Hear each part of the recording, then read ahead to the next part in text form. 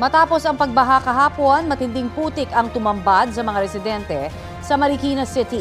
May ulat on the spot si Mark Makalalad ng Super Radio DZBB. Mark? Makakapal na putik, mga sanga ng puno, basura at iba't iba pa.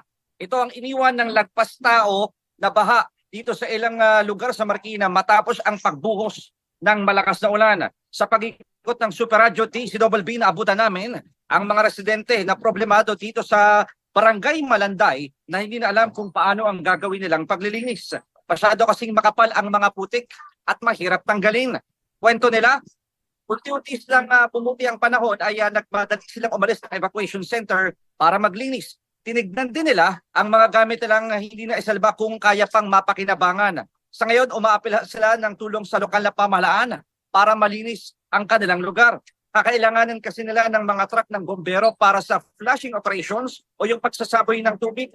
At kailangan din nila ng pala para sa paghakot ng mga putik at ng basura. Maliban naman sa Barangay Malanday, makapal na putik din ang bumalot sa Barangay IVC kung saan lagpas tao din ang baha kahapon. Sinabi naman ng lokal na pamahalaan na sisimulan nila ngayong araw din ang malawakang paglilinis sa mga lugar na apektado ng matinding putik. Samantala, update naman tayo sa Marikina River. Bumaba na ang water level nito at ngayon ay nasa 15.4 meters na lamang ito as of 7 a.m. Nangangahulugan ito ng first alarm. Napatid na kahapon, umabot ng hanggang 20.7 meters ang pinakamataas na water level sa Marikina River na lagpas pa sa third alarm. Dahil dito, umabot sa mahigit 30,000 ang bilang ng mga individual na inilikas sa mga evacuation centers sa lungsod ng Marikina.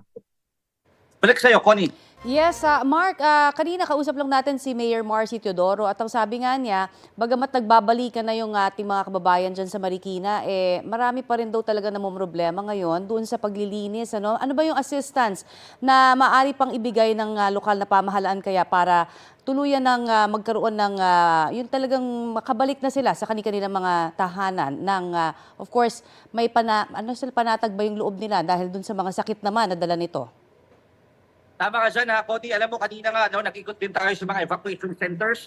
Marami doon sa mga lumikas kahapon ay nagsisibilikan na sa kanilang mga tahanan. Ang sabi sa atin ni Marikina Mayor Marcy Teodoro sa ating pakikipag-ugnayan sa kanya, ay agad siyang magpapadala ng mga tauhan na available, pati na rin yung kanilang mga resources para magamit dito sa paglilinis. Asap daw ito o sa lalong madaling panahon dahil nakita niya rin yung kanyang nasasakupan na problemado at makapal na nga yung mga putik, particular doon sa main roads. Doon naman sa iba pang tulong na ipapabot sa mga residente, maliban kanina doon sa mga pagkain na ibinigay doon sa mga epektado ng bagyo at ng habagat, mamamahagi rin sila doon ng gamot para sa leptospirosis para na rin sa kalusugan nitong mga residente at iwas sakit na rin. Oo, at balita din natin, 30,000 o mahigit 30,000 individuals ang inilikas dyan sa Marikina.